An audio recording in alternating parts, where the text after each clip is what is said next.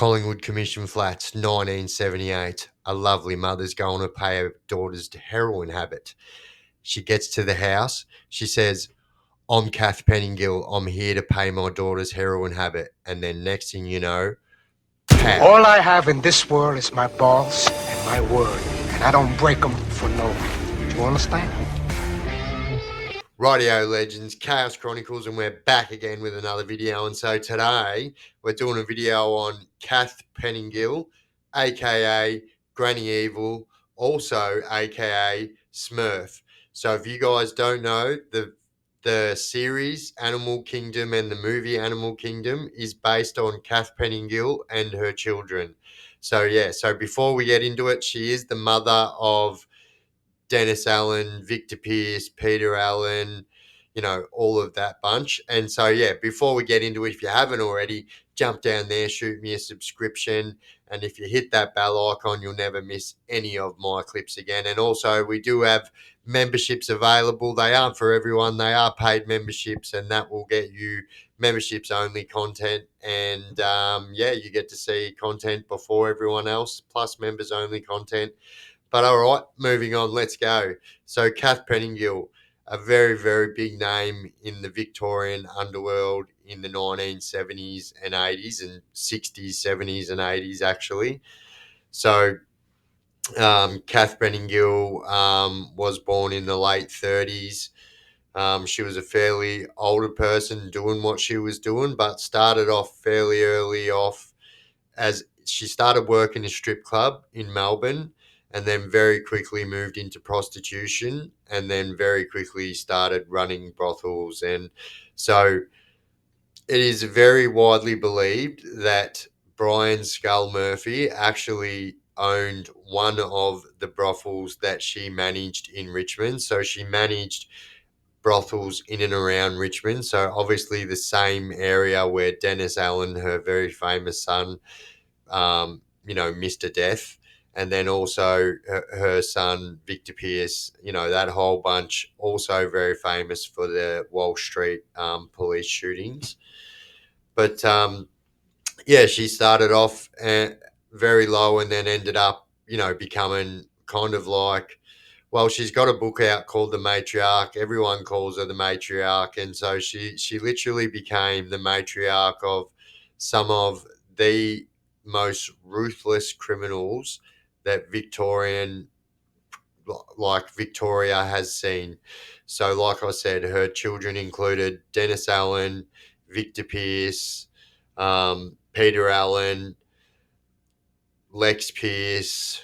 There was a few more, but she had 10 children, and every single one of them children, minus one or two, ended up dead, either from drug overdose or dying from some kind of criminal attribute to their death. So Dennis Allen very famously died in prison, in hospital, not from something to do with the criminal life, but it was to do with, using speed heavily for years and years and years. So, yeah, she brought up a very, very, very heavily ruthless group of men and was very, very well known around Melbourne in the 1960s, 70s and 80s, that's for sure. But I didn't think I was notorious. I didn't think that I was this matriarch. I didn't think I was anything like that. I didn't think I was as bad as they made out. But that really couldn't be any further from the truth, because before every single one of those children could walk, Kath Pettingill was running heroin and all of the brothels in Richmond. And like I said, before every single one of those people could drive a car, they were all selling heroin in and around Melbourne at a very, very, very young age. So what actually turned into Dennis Allen's drug industry was actually Kath Pettingill's drug industry. What she started every one of those children, Dennis Allen, Victor Peirce, Vicky, Trevor Pettingill, Peter Allen. So all of those people, she got into selling drugs at a very, very, very young age, and they all became, like I said, very, very ruthless and well-known criminals all around Melbourne. And so very, very famously, Kath's children, so a lot of her children were involved in the Wall Street police shootings. 4:30 on an October morning, 1988. Gunshots echo down a dark suburban street.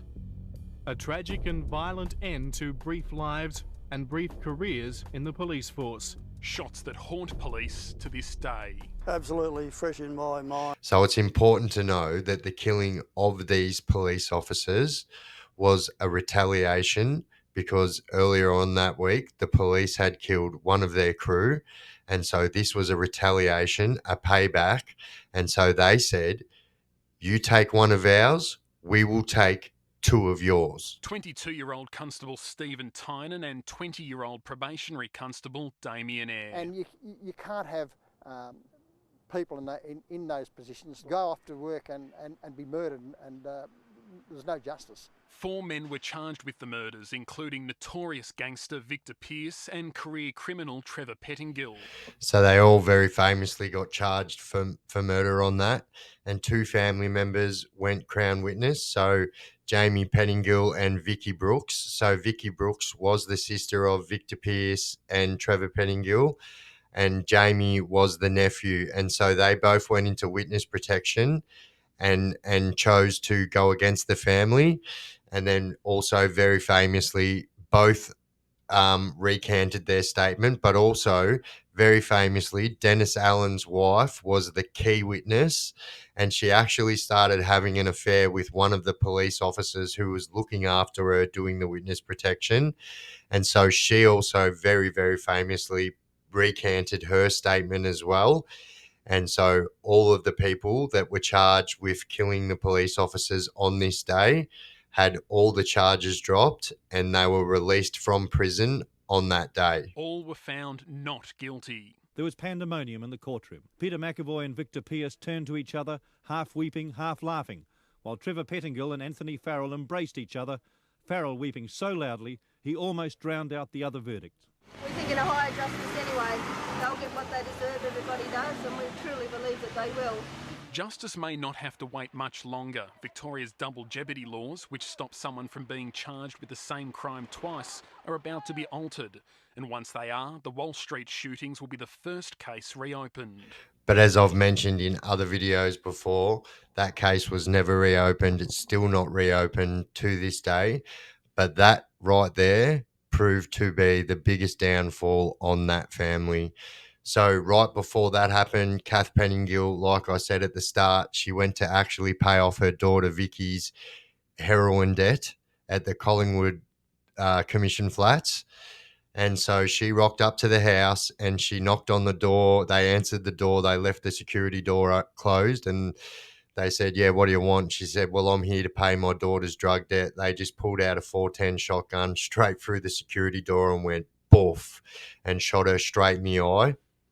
So, Kath was well known to be walking around with a glass eye, and she always wore a glass eye. I remember I've made mention that my grandmother used to manage the cherry tree in Richmond, and I remember seeing Kath as a young kid walking around with a glass eye. And I remember as a kid that used to scare the shit out of me because it was just freaky. And but yeah, like it wasn't to be for Kath. All her brothels started closing down as soon as Dennis Allen started taking over. So, I've made mention of this in other videos as well. So Dennis Allen very famously used to get his heroin dropped off. So he owned every single house on this street in Richmond. And so that same street used to have the Richmond train line run behind it. And so he used to get his heroin that way. So he used to wait at his back fence, and people used to chuck it out of the old school trains where you used to be able to pull the windows down, and that people used to chuck it out of the window, and he used to get it. And so anyway, he became that big. He became so big, and like I've also mentioned in other videos before, so in the 1980s, Roger Rogerson, the very failed police officer from New South Wales, was charged with trafficking heroin to Dennis Allen. But, the charges. So he appealed that, and the charges were dropped. But Dennis became that big and that dangerous that Kath literally shut down all her brothels. But they still had a very, like I said, so Kath was known to run brothels all around Richmond. And so Brian Skull Murphy was a very, very famous homicide detective around Melbourne at this time. Now, it is very widely believed that Brian Skull Murphy had owned one of the brothels what Kath had managed. Now, this just proves why, all of them boys had a green light, but it wasn't to be. Here's the absolute truth. So that brood of armies that Kath Pettingill brought up, so Granny Evil, aka Smurf, every single one of them ended up dead or in prison forever. So I think she's only got 2 of her children that are still alive right now. So Dennis Allen very famously died in prison. So he died in the St. Augustine's in the 90s. And so St. Augustine's is a prison ward. So if you're locked up and you need to be in hospital, they send you to St. Augustine's, which is at St. Vincent's Hospital. So Dennis Allen died there. Victor Peirce was murdered. Other family members were murdered.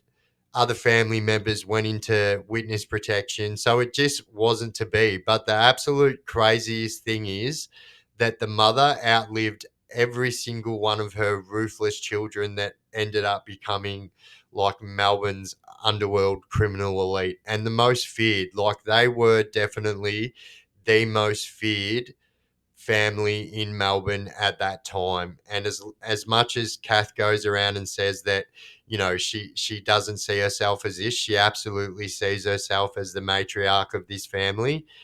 But it wasn't to be. So Kath Pettingill was the crime matriarch, you can call her that. But yeah, she ended up living out her days in Venus Bay. Now, whether or not she's still alive or dead, I'm not too sure, but I know that that's where she went to retire.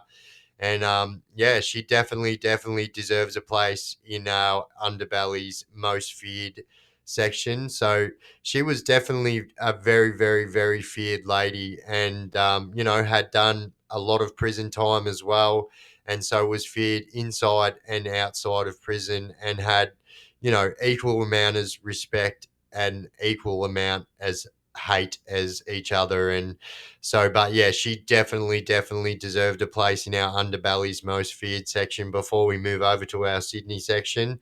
And if you guys have got anyone else you'd like me to do a video on, chuck it down there in the comment section of this video and I will do my utmost best to get around to it. And yeah, if you haven't already, jump down there and shoot me a subscription. And if you tap that bell icon, you'll never miss any of my clips again. And yeah, don't do drugs and crime and you won't end up in prison with people like Dennis Allen or Granny Evil. We out. Okay, so welcome to Stevenson Street. Boy, does this ever have some memories for me. But this is where all the action really took place. You can see Dennis took no time in at all to build extra security. This is actually the same gate. And if you have a look at the gate, it's seen a fair bit of wear and tear, with coppers bashing it down with sledgehammers with monotonous regularity, and even on one occasion pulling it off with a 4-wheel drive and chains attached to it. But it was here that a lot of the script arises here. I can remember on many occasions turning up here, the joint swarming with coppers, executing a search warrant, and stuff's just getting literally chucked out to the front garden. And it was from there one night my Porsche was parked exactly where the cameraman is, and he's gone, wait a second, and he's raced in and pulled out of the chimney in 39 a Kalashnikov, an AK-47, Taliban special. And he's raced out and without further ado has said something about who's up the end of the street, namely the police, and he stood there and emptied the magazine down Stevenson Street. This is Melbourne we're talking about. Can you imagine the shock as his lawyer? I'm standing there and this bloke's emptied a magazine down. And you look around, there's a lot of concrete. They are very loud. I couldn't believe the noise.